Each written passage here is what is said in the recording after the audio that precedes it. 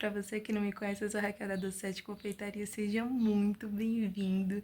E hoje, gente, eu vou ensinar vocês a fazer a massa de pão. Hoje vocês vão me acompanhar também numa encomenda que eu tenho, gente. Hoje eu tenho 400 salgados assados para fazer e 3 roscas. E vocês vão me acompanhar passo a passo, tá bom? E já anota, gente, deixa aí a anotagem porque é uma massa coringa. Eu vou fazer tanto os pães quanto os meus salgados com a mesma massa. Então, acompanha comigo aí essa receita. Então, gente, o que eu vou usar para essa receita está aqui. E lembrando que essa receita, essa quantidade aqui, gente, é para 1 quilo de farinha. Se você quiser mais, você vai ter que dobrar o quilo da farinha e toda a receita. Se você quiser fazer menos, divide aí, né, 500 gramas de farinha e põe metade de todos os ingredientes. Então, vamos lá, gente, 1 quilo de farinha. Aqui eu tenho 10 gramas de sal. Aqui eu tenho 10 gramas de melhorador de farinha. Porém, gente, não é obrigatório dar super certo sem ele. Eu só tô colocando ele hoje na receita porque é para comercializar, tá bom? E esse melhorador de farinha, ele vai fazer me render um pouco a massa, vai me dar uma estrutura e validade maior também para o meu produto. Então, isso aqui é só por conta de comercialização, tá bom, gente? Não precisa se preocupar. Porém, se você tiver a dúvida, ai, como que é, né? Gente, é esse aqui, ó. Eu comprei essa marca. Nunca achei, gente, no supermercado. Sempre comprei em atacadão.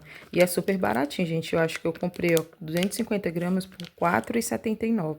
Então, assim, vale super a pena. Isso vai valorizar muito o seu produto, vai melhorar na validade, na qualidade, né? Então, é isso, gente. Porém, não é obrigatório. E sem isso aqui, sua receita vai ficar perfeita do mesmo jeito, tá bom? Então, aqui eu também tenho 2 ovos, 60 ml de óleo, 10 gramas de fermento, 8 colheres de açúcar, que vai dar um total de 130 gramas, tá bom, gente? E aqui, ó, 500 ml de leite com água. Aí eu divido, gente, eu ponho 250 ml de água e 250 ml de leite. Então, bora pra receita. E aí, gente, nesse momento do preparo, é simplesmente você colocar todos os ingredientes aí no seu bol, né? Na sua vasilha. É interessante que você coloque aí uma vasilha que dê para você mexer todos os ingredientes dentro sem derramar, né? Então, que seja uma vasilha aí razoavelmente grande, né? E aí eu venho, gente, colocando todos os ingredientes. Gente, o leite não precisa estar morno, tá bom? Até porque o leite morno, ele começa esse processo de fermentação mais rápido, que não é muito interessante, para não criar muitas bolhas na massa. E aí, gente, eu venho misturando, né, com a colher. E aí, gente, até a hora que eu ver que não dá mais, né, aí eu ponho na minha bancada, gente, já limpinho, higienizado, tirei tudo que tinha aí, né, limpei, passei um álcool, né, para começar esse processo, gente, de sova da massa, né?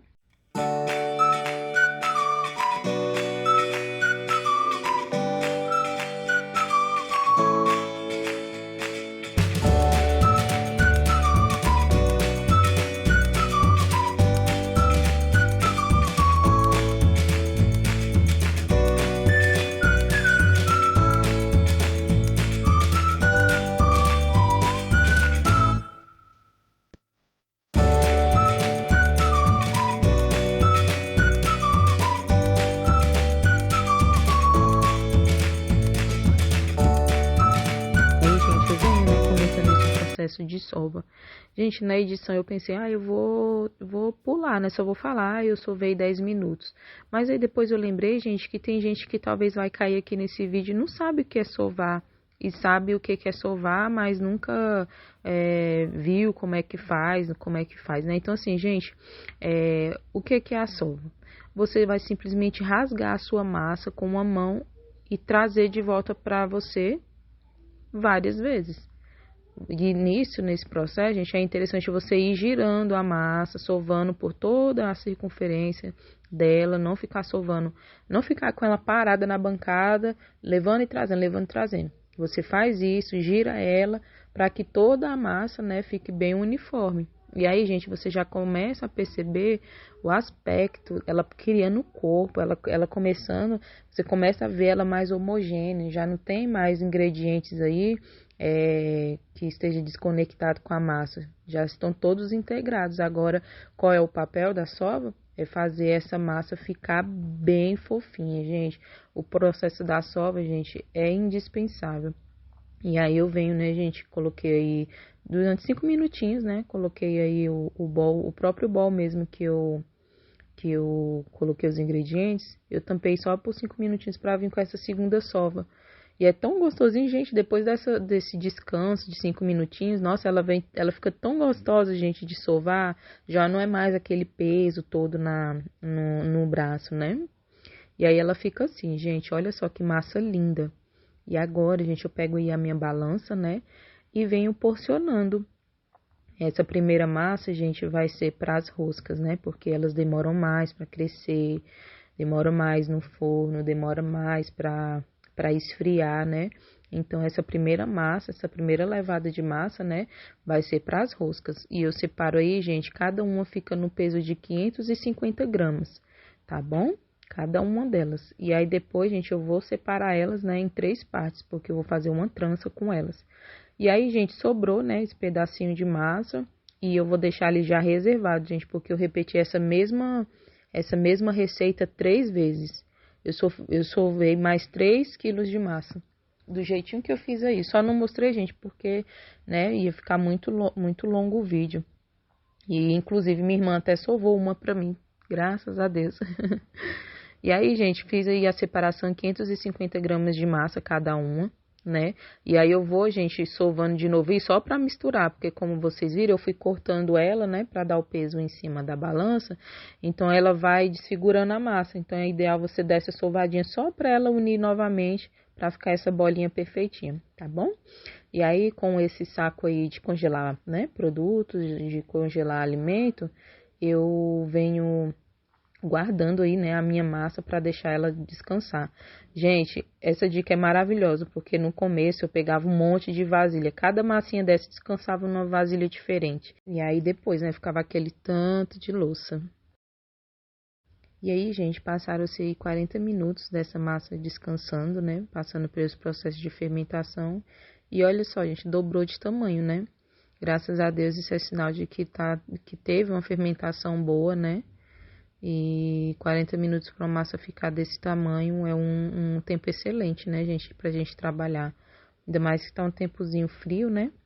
Mas graças a Deus deu tudo certo, né? E essa massa fermentou bem, cresceu bem, estava bem macia. Gente, o excesso de farinha na massa prejudica muito, gente. Tira a fofura da massa, né? Porque essa massa ela precisa ter o equilíbrio do seco e dos ingredientes que são molhados, né? Então, assim, é muito importante você tomar cuidado com o excesso de farinha e nunca, gente, como vocês viram lá no processo da sova e agora também, nunca trabalhe, gente, como eu falei, a receita é 1 quilo, nunca trabalhe com 1 quilo no limite. Eu vou comprar 1 quilo de farinha. Não, gente, compra 2. Porque se caso precisar agregar farinha na hora da sova, você tem sobrando. Você vai ter que polvilhar depois na bancada para poder abrir a sua massa. Então, sempre ande com reserva de farinha, tá bom? Nunca no limite para que você, na hora do preparo, aí não fique na mão, né, gente? Porque se você não polvilhar a bancada, né, ela vai grudar. Então, aí, gente, basicamente, né, eu peguei a 550 gramas e dividi por 3, porque vai ser uma trança, né? Eu preciso de 3 partes iguais. Cada uma ficou com 183 gramas. E aí eu recheio, né, gente, com a goiabada. Eu prefiro cortar, gente, do que cortar a goiabada e colocar, do que fazer todo aquele processo, né? De derreter na panela, colocar no saco de confeitar. Aí eu acho que é muito mais prático, tá bom? Mas se você quiser fazer assim também, gente, dá super certo, tá bom? E aí, gente, eu ia até fazer aí na lateral, né? Só que eu falei, não, vou ficar de frente para a câmera para vocês verem perfeitamente como é que faz. Gente, é uma trança mesmo. É como se você pegar o cabelo da sua filha e fosse fazer uma trança. É isso. Você vai intercalando, né, uma na outra. E aí é muito importante você selar as pontas, né? Porque essa rosca ela é recheada, né? Então é muito importante você pressionar as pontinhas dela, né? Para ela ficar bem vedadinha para o recheio não escapar. E aí, gente, essa minha forma tá untada somente com manteiga, não tem mais nada, não tem desmoldante, não é farinha, não é nada disso, apenas manteiga, tá bom? E não gruda. Só que essa é a minha forma, tá bom? Às vezes você vai usar outro material, outro tipo de material e pode acontecer de grudar. O material que eu tô usando aqui é o alumínio mesmo, tá bom? E aí, gente, passou uma horinha, a minha massa já começou, né, a fermentar, ou já tava grandinha. E depois, gente, que ela cresceu, né, aí eu peguei e passei, né, pincelei aí com gema e leite. Eu ponho um pouquinho, né, de leite na gema para deixar um pouquinho mais fluido. Passei na rosca, né, gente, nas roscas e coloquei para assar. Ficou aí assando mais ou menos, gente, uns 45 a 50 minutos, tá bom? E aí, ó, não tem dificuldade nenhuma, gente, de tirar essas roscas da forma. Porque às vezes pensa, ai, nossa, só manteiga. É, gente, só manteiga e graças a Deus não gruda. E aí ficou assim, gente, essa é a de creme de confeiteiro, olha isso. Não deu para eu também trazer a receita de creme de confeiteiro, gente, porque realmente esse dia foi muito puxado, muito corrido. Para gravar tudo tava muito difícil. Mas o meu intuito aqui hoje, gente, era trazer a massa. A massa era o foco. Para você ver como que se faz, o tempo de descanso, como é que cresce, como é que abre, como é que recheia, né?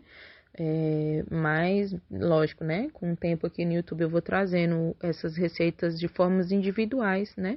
De eu vou fazer essa receita novamente com creme de confeitar, né? De confeiteiro, eu já trago especificamente essa rosca, então vai ter tempo de eu ensinar esse creme de confeiteiro para vocês também, tá bom? E assim ficou, gente, também. Aqui não é recheada, aqui só vai ser finalizada com coco e leite condensado. Olha os tamanhos, gente, dessa rosca. Meu Deus do céu, ficam gigantes, enormes. É ideal, né, gente, para um lanchinho da tarde. E ela alimenta uma família inteira, gente, de verdade. E assim também ficou, né? Só que como ela ainda não estava fria completamente, né? Eu preferi não desenformar ela agora, tá, gente? E comecei aí também o processo, né? De começar os salgados agora. Esse aí é o recheio, gente, de queijo com presunto. E aí eu faço, né? Eu ralo o queijo, o presunto, e aí, gente, eu agrego esse recheio também com requeijão, para ele ficar um recheio meio que mais pastoso, sabe? Justamente para eu conseguir colocar ele no saco de confeitar. Porque assim, gente, eu já fiz com ele livre, né? O recheio livre com a colher, porém não padroniza, né? E assim no saco de confeitar eu percebi que deixou bem padronizado. Então eu vou aderir, gente. Eu vou fazer assim sempre, facilitou demais o meu trabalho. E aí, né, gente, agora, como vocês puderam perceber, gente, a margenzinha da massa, eu ponho o recheio e deixo uma margenzinha de 2 dedos pro lado, para poder depois grudar, né, uma ponta na outra. E aí eu venho grudando mesmo com as pontinhas dos dedos, né. Depois eu venho cortando aí, gente, com a espessura de 2 dedinhos. E aí eu vou pegando também, gente, depois aí individualmente cada um, antes de botar na forma, eu analiso no fundo, né, para ver se realmente grudou, né, para esse recheio não, né, para essa massa na hora de fermentar não abrir e sair o recheio, né. Então eu venho pressionando embaixo, ó, cada um por um com a pontinha do dedo, só para firmar mais ainda. E aí eu percebo, gente, que eu tô colocando errado aí na forma, que eu não queria assim, né? Eu queria colocar o contato de recheio com recheio. Porque esse recheio, gente, de queijo com presunto, ele vaza um pouquinho. Hoje bem menos, tá, gente? Porque eu coloco bem menos queijo. E é uma coisa que eu falo pra vocês, gente, não enche isso, não entope esse salgado de queijo, porque na hora de tirar da forma é horrível e ele não fica, gente, dentro do salgado. Ele vai sair. Então, o ideal mesmo é que você coloque uma proporção muito maior de presunto. E aí, gente, eu finalizo aí, né, com ovo, né, e orégano. E assim ficou, gente. Olha que lindo depois, né? O resultado. E ele fica, gente. Eu ligo a grelha, meu forninho é elétrico, né? Eu ligo a grelha de cima e de baixo na potência máxima e deixo 10 minutinhos, gente. É rapidinho que fica pronto. Rapidinho mesmo. Só que antes de botar no forno, tá, gente? Eu cortei lá, tudo bonitinho, mas eu deixo fermentando, tá bom? Ele fica fermentando aí mais ou menos uns 10 minutinhos, uns 15 minutinhos, né? Que ele não demora muito pra crescer. Depois que cresceu, eu pincelei, né? E coloquei no forno, tá bom? E aí agora, gente, botei lá para descansar os salgados, né? E já é a hora de finalizar as roscas porque elas já estão frias, né? E é pão, gente, não deixa o pão lá exposto, se esfriou, já embala, finaliza e embala, porque se esse pão ficar recebendo muito ar, ele vai ressecar e vai ficar duro. Então assim, o ideal é esfriou, finaliza e embala, tá bom? E aí, gente, eu finalizei aí, né, com leite condensado e coco. E olha que linda. Ai, gente, meu Deus, me deu água na boca, eu queria. E eu fico encantada, gente. Eu tinha tantos problemas com pão. Eu tinha tanta dificuldade de fazer pão, vocês não têm ideia. E hoje eu vejo esse resultado assim, eu chego a me emociono, porque esse é resultado de resiliência. Eu não desisti de fazer pão. O meu primeiro pão, gente, foi uma tragédia. O segundo, e tudo isso, gente, não era nem por falta de vontade, era por não conhecer direito os ingredientes, né? Antigamente eu pegava receita no YouTube. Ah, põe 1 quilo de farinha. É para 1 quilo de farinha, tá? Qual farinha? É qualquer uma? Não é, gente. Não é com qualquer farinha que você faz um pão. Para ficar nessa qualidade, não. Então, assim, por isso que eu fiz questão de colocar a marca que eu uso, justamente para que vocês vão atrás dessa marca, né? E tem esse mesmo resultado. Tá bom, gente? Não vem colocar que farinha vitoriosa, aquelas que é mais baratinha, porque seu pão não vai ficar legal, gente. E aí eu finalizo também, né? A que vai sem recheio, né? E sem cobertura. Ela apenas finalizada mesmo com leite condensado e coco. E olha que linda também, gente. Linda, linda, linda. E aí, né, gente? Aí, ó, mais uma finalização, né? Dos salgados. Mais uma remessa saindo, porque são 200 salgados, né, gente? Desse mesmo recheio, que é o de presunto e queijo. Olha que lindo. E eu ponho, gente, eles bem juntinhos justamente porque na hora de embalar, esse na verdade foi o que mais ficou separadinho. Todos os outros foi bem unidozinho, justamente porque eu queria usar essa embalagem. Gente, a partir dessa encomenda eu comecei a usar essa embalagem, porque eu colocava, né, na caixa de pizza, e aí eu colocava o papel filme, porém, gente, a caixa de pizza, ela puxava muito a umidade do pão, e com o tempinho ele ia ficando ressecado, sabe? Então, assim, o ideal mesmo é você colocar num papelzinho plástico, para manter a qualidade aí do seu produto, né? Para esse pão ficar o mais úmido possível. E assim ficou, gente, o resultado. Olha só, essa foi a primeira remessa, né? Que foi primeiro as roscas e finalizei aí os 200 salgados, né? De queijo e presunto. E agora, né? Abri mais uma massa aí para poder começar a fazer os de frango, gente. Esse recheio de frango também, gente, eu deixei ele bem pastosinho, justamente para caber no saco de confeitar, justamente também para eu conseguir, gente, padronizar, tá bom? Mas como eu falei, você pode fazer na colher livre, né, do jeitinho que você quiser. A forma que eu achei para deixar mais padronizado foi essa, tá bom? E aí, gente, eu não faço com o eu não cozinhei esse frango na panela de pressão e nem com peito de frango inteiro, tá, gente? Porque senão o fio do frango depois fica muito grande, né? E aí na hora de cortar fica horrível, né? Ficam os fiapos assim de frango, então eu prefiro cortar em tiras, né? Esse frango e cozinhar na panela normal, né? Coloquei ali os meus temperinhos, tal, do jeitinho que eu particularmente gosto, né? E que os clientes também gostam bastante. E faço dessa forma, gente. Deixo ele mais pastosinho mesmo, tá bom? Se você vê que o seu frango ficou muito aguado, você pode deixar reduzir um pouquinho e acrescentar um pouquinho de farinha de trigo, gente. E no próprio recheio mesmo. E vai mexendo até você ver que já secou um pouco. Que aí ele chega mais ou menos nesse ponto aí, ó. De tá cremoso, né? E que você consiga trabalhar, que não fique aquele peito de frango, aquele recheio de frango seco, né? E nem solto demais, né? Ele fica bem unidozinho e isso ajuda muito, gente, a padronizar o produto. E aí eu fiz a mesma coisa, gente, a mesma técnica do que eu fiz ali, né, no de presunto e queijo. É exatamente a mesma coisa. Coloquei aí o recheio, deixei 2 dedinhos nas laterais, né, para poder unir todas as duas laterais. E aí, né, corto com a espessura de 2 dedinhos, exatamente igual o outro. E aí, como eu disse, gente, por ele não estar com um fio grande do frango, ele para cortar fica muito tranquilo. Fica muito tranquilo mesmo, gente. E aí eu venho, né, ajeitando, fazendo que nem o outro. Os que eu vi que embaixo precisou de fechar direitinho, novamente eu fechei um por um, gente. E ficou exatamente assim, gente, ó, depois que saiu do forno, é o mesmo processo do outro, só que esse aí, né, eu finalizei, ao invés de ser com orégano, né, eu finalizei com gergelim. Olha isso, gente, que lindo esse salgado. E aí, gente, vim abrindo novamente, né, mais uma massa, só que agora, né, para fazer as mini rosquinhas, né. A mini rosquinha, né, ela é de goiabada, e aí eu finalizo ela depois com leite condensado e coco.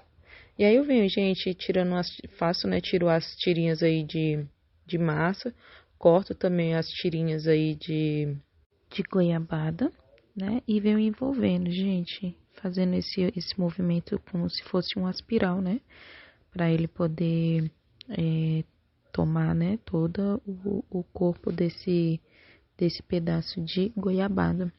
Não tem muito mistério não, gente. Você vai pegar a pontinha e vai rodar a goiabada. E é isso, esse movimento já vai dar o efeito, né?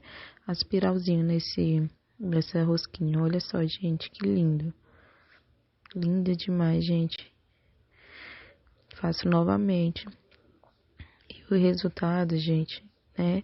Depois eu pincelei novamente também, né? E coloquei para assar. E você pode ver, gente, eu uso as costas da forma, justamente por causa disso, olha, para desenformar fica muito mais fácil. Por isso que eu uso as costas da forma e não o dentro da forma, tá bom? Aí já pega essa dica também para facilitar a sua vida daí. E aí, gente, finalizei ela aí, né, com leite condensado e coco. Olha isso. Meu Deus, gente, que linda que ficou. Olha só essas rosquinhas. E elas entram também, gente, no meu cardápio de salgados, tá bom? Ela é uma das opções dos salgados, né? A opção doce dos salgados. Linda demais, gente, sou apaixonada. E assim, gente, fiz a mesma coisa com o de salsicha. Só que ao invés da goiabada, né, eu corto a salsicha na tirinha de salsicha também e faço esse mesmo movimento que vocês viram com a massa e dá esse resultado aí também, gente. E então é isso. Assim ficou o resultado dos nossos salgados. E se você ficou até aqui, gente, muito obrigada. Que Deus abençoe a sua vida, a sua casa, a sua família.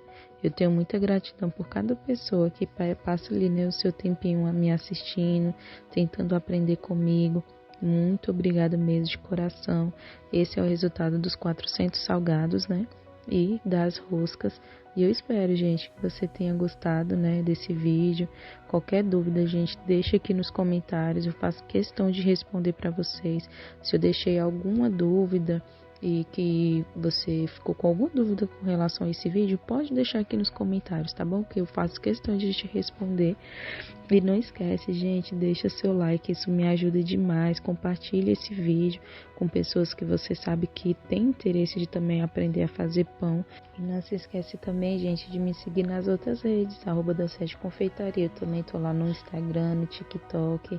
E é isso, gente. Um beijo. Deus abençoe a vida de vocês e tchau!